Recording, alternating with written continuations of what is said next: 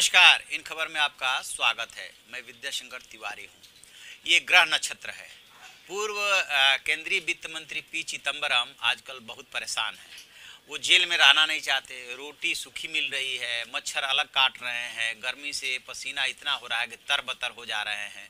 लिहाजा उन्होंने खुद अदालत में अर्जी लगाई कि वो ईडी के सामने आत्मसमर्पण करना चाहते हैं, ईडी के हिरासत में जाना चाहते हैं। लेकिन ईडी ने इसी चीज़ का विरोध कर दिया कि हम आपको अपनी हिरासत में तब लेंगे जब हमें आपकी ज़रूरत होगी।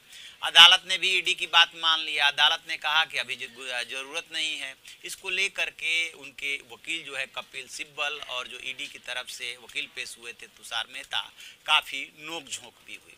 सवाल ये उठ रहा है कि आखिरकार पी चिदम्बरम क्यों तो पहले सीबीआई हिरासत में रहना चाहते थे और क्यों अब ईडी के हिरासत में रहना चाहते हैं। सीबीआई के हिरासत में रहना चाहते थे, उसका तर्क समझ में आ रहा था कि उन्होंने अपनी गिरफ्तारी और रिमांड को चुनौती दी थी सुप्रीम कोर्ट में, और वो उन्हें लग रहा था कि जो उनका रिट पिटीशन है वो इनफ्रक्चुअस हो जाएगा। लिहाजा वो सीबीआई के कब्जे में रहना चाहते थे, उसकी हिरासत में रहना चाहते थे।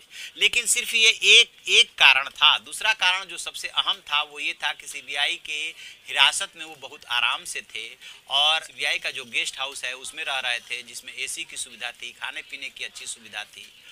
इसलिए वो तिहाड़ नहीं जाना चाहते थे। जब ये लगा कि तिहाड़ जाना ही पड़ेगा, फिर उन्होंने अदालत में अर्जी लगाई। अदालत ने कुछ बातें मानी, कुछ बातें नहीं मानी। फिर उनके वकील कपिल सिब्बल ने ये हाई कोर्ट से कहा था कि जो है हमारे क्लाइंट को यानी कि पी चिदम्बरम को घर से खाना लाने की इजाज़त दी जाए, यानी घर से जो खाना जाए उसको खाने की इजाज़त दी जाए। इस पर कोर्ट ने साफ साफ कह दिया कि ऐसा नहीं हो सकता, क्योंकि सबके साथ एक जैसा व्यवहार होगा। पी चिदम्बरम वहाँ पे कोई वीआईपी नहीं बल्कि जेल के एक आम कैदी हैं, इसलिए उनके साथ व्यवहार भी आम कैदियों वाला ही होगा। और अब उन्होंने फिर निचली अदालत में ये अर्जी लगाई थी कि वो सरेंडर करना चाहते हैं ईडी के सामने। आईएनएक्स मीडिया केस में ईडी भी उन्हें मांग रही है, लेकिन अदालत ने उनकी बात नहीं मानी, यानी कि उनको तिहाड़ जेल में ही रहना होगा। 19 सितंबर तक वो जुडिशियल रिमांड पे है। अब सवाल ये उठता है कि ईडी क्यों नहीं उनको रिमांड पे ले रही है, जबकि ईडी को तो लेना है। उन्होंने इस बात का भी हवाला दिया कि पहले भी ईडी उन्हें पूछताछ के लिए बुला चुके हैं, ईडी क्यों नहीं रिमांड पे लेना चाहती। तो पर्दे के पीछे की बात यह है कि ईडी की तैयारी तो पूरी है, लेकिन चूंकि डिफरेंट कंट्रीज में पैसे का ट्रांजैक्शन हुआ है बैंक खातों का, तो ईडी ने जो है क्रॉस वेरिफिकेशन के लिए अलग अलग देशों में डॉक्यूमेंट्स भेज रखे हैं, और जब तक वहां से वेरीफाई होकर के नहीं आ जाता तब तक ईडी नहीं चाहती है कि पी चिदम्बरम की वो हिरासत में ले।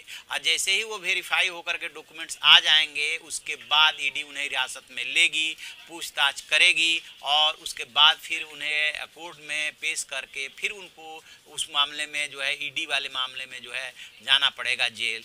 तब अदालत विचार कर सकती है कि अब तो इनकी ज़रूरत नहीं है, लिहाजा जमानत देने पर विचार किया जा सकता है क्या। तो कुल मिला इधर सीबीआई की तैयारी ये है कि जो है 60 दिनों के अंदर जो है वो चार्जशीट दाखिल कर दे, ताकि पी चिदम्बरम जेल से निकलने ही नहीं पाए। यानी कि चिदम्बरम साहब जेल में रहना नहीं चाहते और एजेंसियां हैं कि इस बात पे तुली हुई है कि कैसे उनको जेल में अधिक से अधिक समय तक रखा जाए। बस यहीं पे पी चिदम्बरम फंस गए हैं। बड़े बड़े वकीलों की बहुत बड़ी फौज है, लेकिन राहत नहीं मिल पा रही है। देखते हैं आगे क्या होता है। जो भी अपडेट होगा हम आपको अपडेट कराएंगे। आप देखते रहिए हमारा डिजिटल चैनल इन खबर। Thank you. इन खबर चैनल को सब्सक्राइब करें और बेल आइकन दबाना ना भूलें।